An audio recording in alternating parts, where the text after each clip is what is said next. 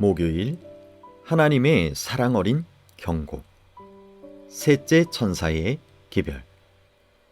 주님께서는 영원한 복음의 선포, 즉 자신에게로 돌아오라는 호소를 통해 첫째 천사의 기별, 그리고 바벨론의 거짓 복음에 대하여 경고하심으로써 둘째 천사의 기별, 죄에 빠진 인간에 대한 깊은 관심을 표현하셨다.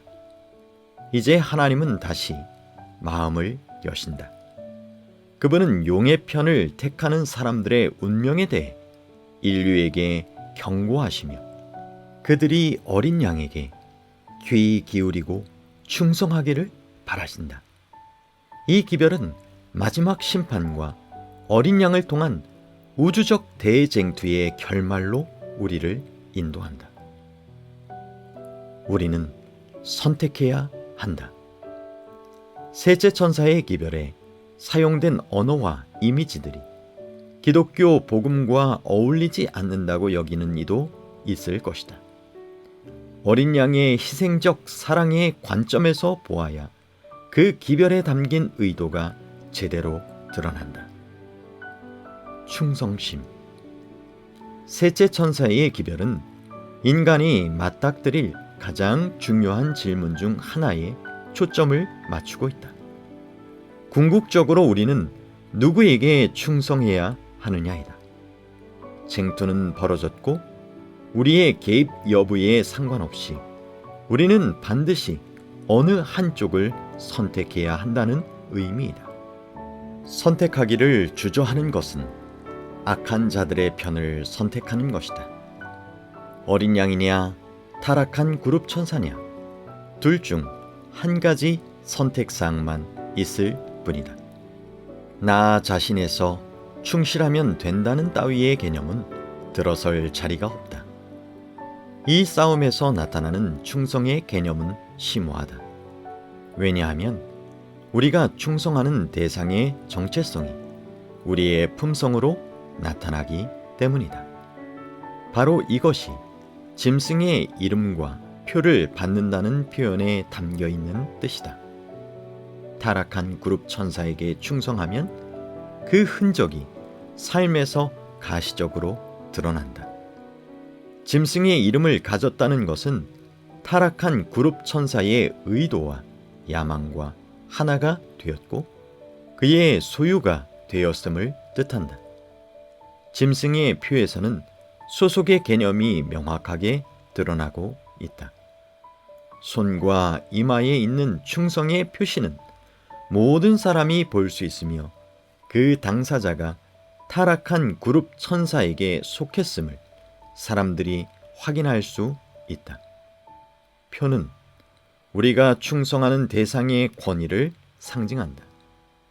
기독교 변절의 역사에서 충성심을 요구하는 권위의 상징으로 무엇이 사용되었는지를 찾아본다면 단연 그것은 일요일이다. 하나님의 율법을 바꿀 수 있다는 주장만큼 심각한 것은 없다. 제7일 안식일을 쉼과 예배의 날로 정한 하나님의 권위가 토요일을 일요일로 바꿔버린 인간의 목소리에 의해 묵살된 것이다. 하나님의 법은 마지막 대쟁투에서 중요한 역할을 한다. 요한계시록 14장 9절에서 경배와 짐승의 표 사이의 연관성을 주목하자. 누구든지 짐승에게 경배하고 그 표를 받으면 이 두 요소는 불가분의 관계이다. 일요일을 예배의 날로 받아들이는 것 자체가 곧 예배 행위이다. 두 계명, 곧 첫째와 넷째 계명을 범하는 것이다. 일요일은 거룩하게 하시는 하나님의 권위를 상징하는 안식일의 짝퉁이다. 포도주와 불. 악인의 마지막 운명은 하나님의 진노를 경험하는 것이다. 여기에서 우리는 어떤 사람들이 어려운 주제라고 말하는 진노하시는 하나님과 마주하게 된다. 요한은 포도주 비유와 불과 유황의 비유로 그것이 무엇인지 설명하고자 한다. 이런 이미지들은 구약에서 하나님의 원수에 대한 심판을 묘사하는 데 사용됐다. 하나님의 진노는 문자 그대로 잔을 가지고 마시는 것이 아니기 때문에 이 언어들은 상징적이다. 여기서 중요한 것은 악인이 마시게 될 포도주의 종류이다. 대조적인 핵심 사항이 묘사되어 있기 때문이다. 이 포도주는 평소처럼 물을 섞지 않았고 향료를 사용하여 독성을 더 강하게 했다. 악인들은 자비로 희석되지 않은 하나님의 진노를 경험할 것이다. 더 이상 회개할 여지는 없다. 두 번째 비유는 불과 유황이다. 악인은 불과 유황 혹은 불타는 유황으로 고통받을 것이다. 이 은유는 하나님의 진노에 대한 경험을 불타는 유황이 우리 몸에 닿을 때 느끼는 고통에 빗댄다. 하나님의 진노는 고통스러운 경험이다. 이 은유는 또한 불에 의해 파괴된 것은 복구할 수 없다는 사실에 기반한다. 그렇게 된 것은 영원히 파괴된다. 하나님의 진노로 둘째 사망이라는 악인의 최종적 멸망이 일어난다는 개념이다. 그 불은 그것에 의해 타는 것이 영원히 소멸된다는 점에서 영원하다. 그 불은 아무것도 남지 않을 때까지 타오른다. 악인들이 둘째 사망을 당하는 과정에는 쉼이 없다. 그리스도의 고통. 악인들의 고통스러운 최종적인 죽음은 아직 아무도 겪어보지 않았기에 누구도 상상할 수 없다. 유일한 예외는 예수 그리스도이시다. 그분은 우리를 그 마지막 죽음으로부터 탈출시키기 위해 그것을 겪으셨다.